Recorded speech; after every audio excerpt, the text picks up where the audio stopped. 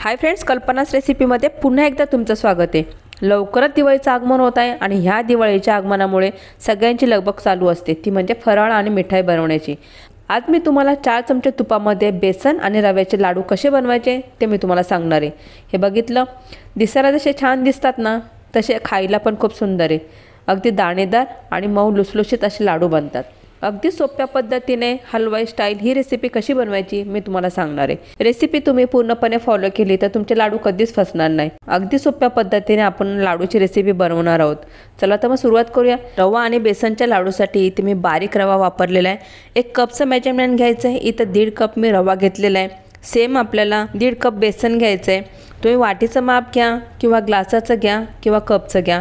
इथे रवा, बेसन आणि साखर हे 1.5 कप मी घेतलेले आहे। आणि त्यानंतर आपल्याला इथे 4 चमचे फक्त तूप वापरायचे आहे। त्यानंतर येलो फूड कलर, इथे तुम्ही हळद पण वापरली तरी चालेल, मी फूड कलर वापरलेला आहे। आवडीनुसार ड्रायफ्रूट घ्यायचे आहे। त्याच्यामध्ये काजू, बदाम, मनुके, पिस्ता घेतलेले आहेत। हे आपल्याला चांगले फ्राय करून घ्यायचे आहेत। तर आता आपण एक परात घेऊया। परातीमध्ये आपल्याला रवा टाकायचा आहे। रवानंतर बेसन पीठ टाकायचं आहे। बेसन पीठ हे चाळून घेतलेलं आहे। त्यानंतर थोडासा फूड कलर आणि 4 चमचे तूप टाकायचे आहे। फक्त आपल्याला 4 चमचे तूप टाकून हे लाडू बनवायचे। खूप स्वादिष्ट होतात आणि असे दाणेदार तोंडात टाकले तर लगेच वितळले जातात। तर नक्की तुम्ही ही रेसिपी ट्राय करा। तूप टाकल्यानंतर पूर्णपणे आपल्याला हे सगळं मिक्स करून घ्यायचं आहे। पिठामध्ये तूप चांगलं मुरलं पाहिजे, या पद्धतीने चांगलं मिक्स करून घ्यायचं आहे। बघू शकता तुम्ही तूप टाकलेला जे आहे तर ते मोहन आपलं आहे, ते मोहन बरोबर झालं आहे की नाही ते कळण्यासाठी जेव्हा रवा आणि बेसन आपण मिक्स करतो त्या टायमाला अशी ही मूठ बनली पाहिजे पिठाची, तरच आपलं हे जे मोहन टाकलेले आहे ते बरोबर झालेले असं समजायचं। आणि त्यानंतर आपल्याला हे पीठ जे आहे ते मळून घ्यायचं आहे। तर इथे थोडं थोडं पाणी टाकून आपल्याला हे पीठ मळून घ्यायचं आहे। याला जास्त पाणी लागणार नाही आहे, ते एकदम तुम्ही जास्त पाणी टाकू नका। एवढ्या पिठाला आणि रव्याला फक्त अर्धा ग्लासच पाणी लागणार आहे। तर तुम्ही थोडं थोडं पाणी टाकून मिक्स करून हे पीठ छानपैकी मळून घ्यायचं आहे। इथं आपण ह्या पिठामध्ये रवा वापरलेला आहे, तर आपल्याला हे पीठ 10 मिनिटासाठी भिजत ठेवायचं आहे, कारण रवा टाकल्यानंतर परत ते थोडंसं घट्ट पीठ होतं। तरी आपल्याला याच्या मुठ्या बनवायच्या तर ते काही हरकत नाही आहे, थोडंसं घट्ट झालं तरी। तर आता बघू शकता तुम्ही छानपैकी पीठ मी मळून घेतलेलं आहे या पद्धतीचं। इथे 10 ते 15 मिनिटासाठी आपण हे रेस्ट करायला ठेवूया आणि 10 ते 15 मिनिटं आपल्या होतं तोपर्यंत आपण दुसऱ्या साईडला पाक बनवून घेऊया। इथे एक मी पॅन घेतलेला आहे आणि पॅनमध्ये 1.5 कप साखर टाकलेली आहे। जेवढी साखर आपली आहे त्याच्या अर्ध पाणी टाकायचं आपल्याला, म्हणजे पावणा कप आपल्याला पाणी टाकायचं आहे, 3/4 कप। तर इथे मी अर्धा कप पहिला टाकला, त्यानंतर पाव कप टाकलेला आहे, तुम्ही बघितलं असेल। आणि त्यानंतर मी गॅस चालू केलेला आहे आणि ही साखर आपल्याला पूर्णपणे वितळून घ्यायची आहे। साखर चांगले मिक्स करून झाल्यानंतर आपल्याला फक्त हा पाक एक तारी करून द्यायचा नाही आहे। एक तारी बनायच्या अगोदरच गॅस आपल्याला बंद करायचा आहे। फक्त मधापेक्षा जास्त थोडासा घट्ट झाला पाहिजे असा पाक बनवायचा आपल्याला। तर तुम्ही बघितलं इथे साखरेमध्ये पाणी टाकल्यानंतर गॅसवरती हा पाक बनवायला ठेवला होता। 5 ते 6 मिनिटं झालेले, तर तुम्ही बघू शकता एक तारी पाक बनायला लागलेला आहे। तेव्हा आपल्याला गॅस बंद करायचा आहे आणि जो बनलेला पाक आहे तो साईडला ठेवायचा आहे। दुसऱ्या साईडला इथे गॅसवरती मी कढई ठेवलेली आहे आणि कढईमध्ये 2 ते 3 चमचे तूप टाकलेलं आहे। तुपामध्ये आपल्याला जे ड्रायफ्रूट्स घेतलेले आपण ते चांगले फ्राय करून घ्यायचं आहे। इथे ड्रायफ्रूटचा थोडासा कलर चेंज झाला पाहिजे आणि जे मनुके टाकलेले आहेत ते मनुके फुलले पाहिजे, एवढंच आपल्याला फ्राय करून घ्यायचे ते। आणि ह्या लाडूमध्ये जर तुम्ही ड्रायफ्रूट्स फ्राय करून टाकले तर खाताना जो घास येतो लाडूचा तर ते खूप क्रंची लागतं, तर खूप खायला छान लागतं। म्हणून नेहमी लाडूमध्ये ड्रायफ्रूट जे असतात ते फ्राय करून टाकायचे। तर त्याच तुपामध्ये थोडंसं जे तूप राहिलं होतं त्याच्यामध्येच मी तेल टाकलेलं आहे आणि तेलामध्ये आपल्याला जे पीठ आपण भिजवून ठेवलेलं आहे त्याची मुठ्या बनवायची। या पद्धतीने सगळ्या मुठ्या बनवून आपण ह्या फ्राय करून घ्यायच्यात।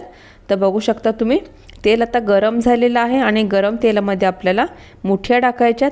एकदा तेल गरम झाल्यानंतर मीडियम गॅस करायचा आणि मीडियम गॅसवरतीच ह्या छानपैकी मुठ्या लालसर करून घ्यायच्यात, म्हणजे आतपर्यंत पूर्ण फ्राय झाल्या पाहिजे त्या। तर तुम्ही जास्त जर गॅस फुल केला तर वरच्यावर ते लाल होतील आणि आतमध्ये कच्चे राहतील, त्यासाठी मीडियम गॅस करून आपल्याला छानपैकी ह्या मुठ्या फ्राय करून घ्यायच्यात। तर थोडंसं टाकल्यानंतर लगेच आपल्याला पलटी करायची नाही आहे, 1 ते 2 मिनिटानंतर पलटी करून घ्यायच्यात आणि कंटिन्यू सारख्या पलटी करून चारी बाजूने आपल्याला छानपैकी फ्राय करून घ्यायच्यात। तर बघू शकता तुम्ही मुठ्या ज्या टाकल्या होत्या तर छानपैकी गोल्डन कलरच्या झालेल्या आहे। आता दुसऱ्या पण मुठ्या काढलेल्या ज्या आहेत तर त्या पण मी फ्राय करून घेते। तर आता मुठ्या आता काढून झालेल्या आहेत। या मुठ्यांचे थोडेसे तुकडे करून घेऊया आणि थोडंसं थंड झाल्यानंतर हे मिक्सरच्या जारमध्ये आपल्याला वाटून घ्यायचं आहे। तर बघू शकता तुम्ही गरम गरम मुठ्या आहे, थोडंसं थंड झाल्यानंतरच आपल्याला त्या बारीक करून घ्यायच्यात। नक्की ही रेसिपी तुम्ही ट्राय करा। तुम्हाला रेसिपी कशी वाटली मला कमेंट्स नक्की सांगा। रेसिपी जर आवडली तर रेसिपीला लाईक, चॅनलला सबस्क्राईब करायला विसरू नका। बेल आयकॉनला क्लिक करा म्हणजे येणारे काय माझे रेसिपी त्या तुम्हाला पाहता येईल। तर आता मुठ्यात वाटून झालेला आहे आणि याच्यामध्ये चिमूटभर मी मीठ टाकलेलं आहे। कोणता पण गोड पदार्थ असेल ना तर त्यामध्ये मीठ टाकलं तर एक चव छानपैकी गोड पदार्थाला येते, म्हणजे गोडपणा बॅलन्स होतो, त्याची चव उभारून येते। तर आता हे वाटून झालेलं आहे।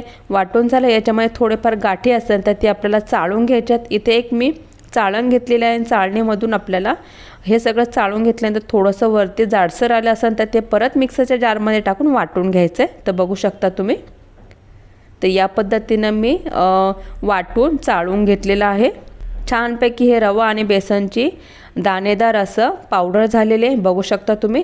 तर इथे वेलची पावडर अर्धा चमचा टाकलेली आहे। ड्रायफ्रूट्स फ्राय केलेले ते टाकायचे आणि ते छानपैकी मिक्स करून घ्यायचं आहे। आणि यामध्ये जो आपण पाक बनवून ठेवला होता तो पाक आपल्याला टाकायचा। तो पाक जो आहे तो पूर्णपणे थंड झाला पाहिजे। इथे तुम्हाला मी मगाशी सांगितलं आपल्याला एक तारी पाक बनवायचं नाही आहे, मधासारखा थोडासा घट्ट झाला पाहिजे आणि एक तारी बनवायच्या अगोदरच आपल्याला गॅस बंद करायचा आहे। तरी तुम्ही जर एक तारी पाक बनवून नाही घेतला तरी हा थंड झाल्यानंतर पाक घट्ट होतो मधासारखा। या पद्धतीचाच पाक आपल्याला हवा आहे। तर हा पाक जो आहे तो आपल्याला एकदम टाकायचा नाही आहे, जसं लाडू बांधायला आपल्याला बॅटर पाहिजे त्या पद्धतीचं झालं की आपल्याला पाक टाकायचा बंद करायचा। तर बघू शकता पाक मी थोडासा फक्त पॅनमध्ये बाकी आहे 1 ते 1.5 चमचा, तर बाकी सगळा पाक टाकून घेतलेला आहे। छानपैकी बॅटर तयार झालेले आहे। याचे लाडू बांधू शकतात। हातामध्ये घेतली तर त्याचे लाडूचा आकार येऊ शकतो। या पद्धतीचं मी पाक टाकलेला आहे आणि आता लाडू पण बांधून झालेला आहे। बघू शकता किती दाणेदार आणि सॉफ्ट हा लाडू झालेला आहे। तोंडात टाकला तरी लगेच वितळणारा लाडू आहे। तर हा जो लाडू आहे तो 15 ते 20 दिवस छानपैकी टिकतो। तर नक्की ह्या दिवाळीला तुम्ही ही रेसिपी करा। रेसिपी तुम्हाला कशी वाटली मला कमेंट्सने नक्की सांगा। हलवाई स्टाईल बेसन आणि रव्याचे लाडू आज आपण बनवले। अगदी सोपी रेसिपी आहे, तुम्ही पण नक्की ह्या दिवाळीला ट्राय करा। रेसिपी कशी वाटली मला कमेंट्सने नक्की सांगा। आवडली तर लाईक शेअर करायला विसरू नका। परत भेटूया अशीच एक नवीन रेसिपी घेऊन। थँक्यू।